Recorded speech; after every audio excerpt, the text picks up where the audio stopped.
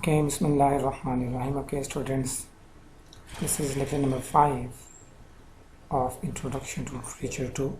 The topic of today's discussion is the nightingale and the rose. And students, we are going to discuss today the plot overview of the story.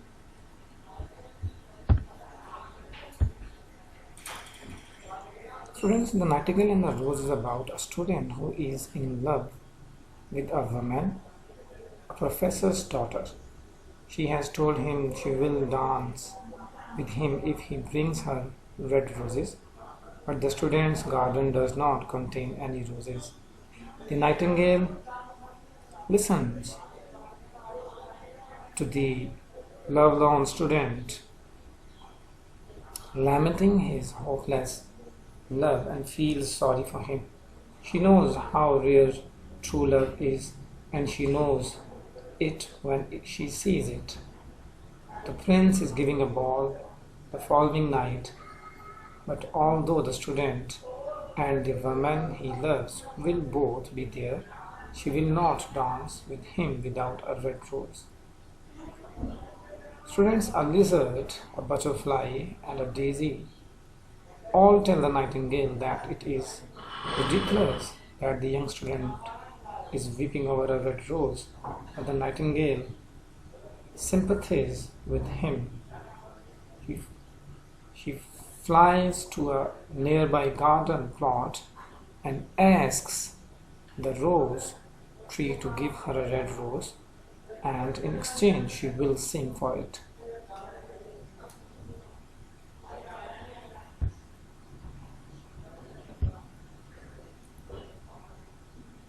Students, but the rose tree says it produces only white roses, so cannot give her what she wants. He suggests going to the rose tree by the sundial. The nightingale proposes the same deal with this tree, but it replies that it only produces yellow roses, so cannot help. However, it directs her to the rose tree right under the student's window. However, although this rose tree does produce red roses, the winter has frozen its branches and it cannot produce any. Students, the nightingale asks if there is any way she can get one red rose for the student. The tree replies that the only way of producing a red rose is for the nightingale to sing by moonlight while allowing a thorn to pierce her heart, so her blood seeps through to the tree and produces a red rose. The nightingale agrees to this because she believes love to be more valuable than life and a human heart more precious than hers. Students, she goes and tells the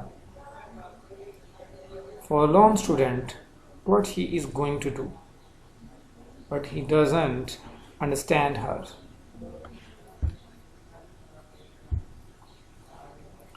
Because he only understands things written down in books. The oak tree in which the nightingale has built her nest does understand her words, however, and requests one last song from the nightingale. She sings, but the student, taking out his notebook, is rather unimpressed because the bird's song has no practical use. Students, that night the nightingale sings with her heart against the thorn until it eventually pierces her heart while she sings of love. Her heart's blood seeps into the tree and produces a red rose, but by the time the flower is formed, the nightingale has died.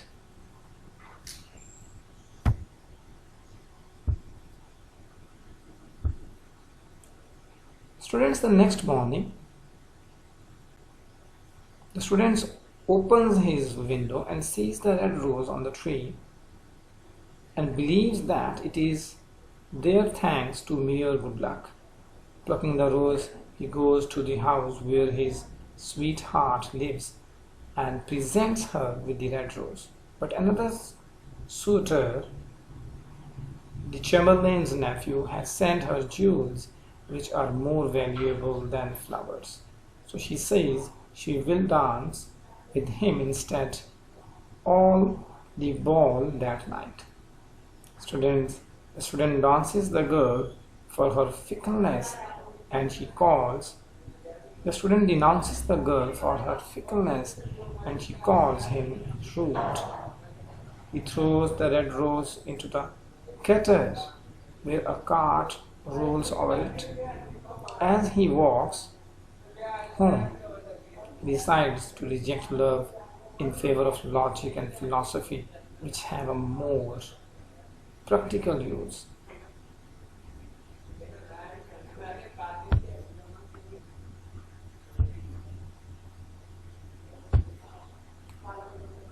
Students, so like many fairy tales, we can say with confidence that The Nightingale and the Rose is about love, or even about true love. The nightingale believes in true love, but gives her life in a pointless gesture, because the solitary rose that stems from her sacrifice does not achieve what it was designed to achieve and is discarded by the students after the professor's daughter rejects it. Many of Wilde's fairy tales are about characters sacrificing themselves. The Happy Prince allows himself to be dismantled piece by piece to help the poorest and most needy in the city. For instance, this is a trap he may have learned from Hans Christian Andersen, whose fairy tales he knew well.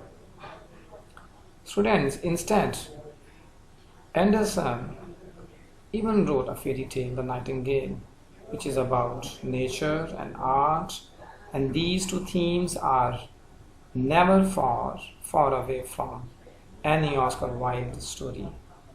The Rose is, in a sense, a beautiful work of art which does not spontaneously grow from the tree, but must instead be created by the fuel of the nightingale song, art. The power of nature, that is the moonlight, and the artist's willingness to sacrifice herself, that is the piercing of the bird's heart. So view it this way, the nightingale's sacrifice is not so pointless. Since it produced a work of art, artists often talk about putting a lot of themselves into their art, or pouring their heart out, or giving themselves to their art. Students, the nightingale is the symbolic and total embodiment of this impulse. The problem is that, as so often in Wilde's work, the modern world is too practical-minded to appreciate art for its own sake. Art for art's sake was an unofficial slogan for aestheticism, a movement from which Wilde was a prominent spokesperson. We would do well to remember one of Wilde's most memorable aphorisms from his 1891 preface to the Picture of Dorian Gray, a novel we have analyzed.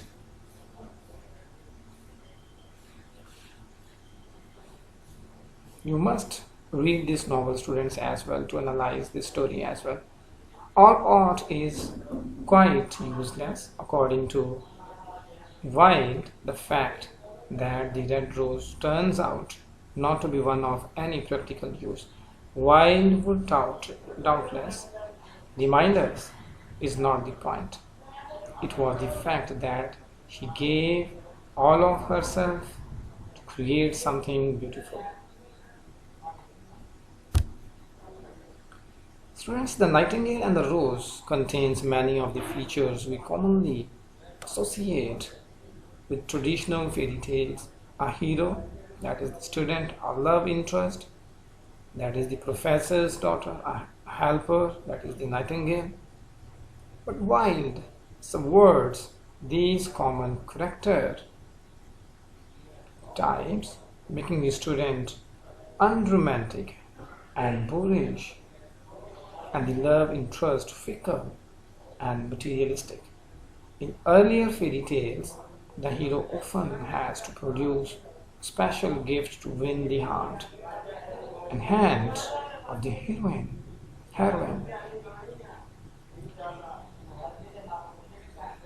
But usually this is because he has to impress the girl's father rather than the girl herself. So Aladdin, for instance, has to convince the Sultan that he is fit to marry the Sultan's daughter by producing platters of gold and beautiful precious jewels. If the vizier's son can produce a more valuable gift, the Sultan will allow him instead of Aladdin to marry the princess. You may discuss the tale of Aladdin to understand the story of Nightingale and the Rose. But in The Nightingale and the Rose, it is girl herself rather than her father who rejects the hero's gift when he is outbid in her affections by someone with a more expensive and impressive present for her.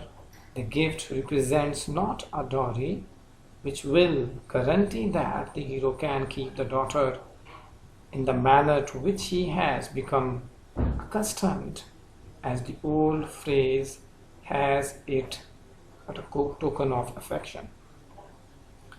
Students, you must read the story, the text of the story, and the next lecture would be about romanticism and how the romantic movement is different from classicism. So students, you, after getting these two lectures, you understand two things. First of all, the features of romantic movement and how Oscar Wilde followed those features. Okay students, see you in next lecture.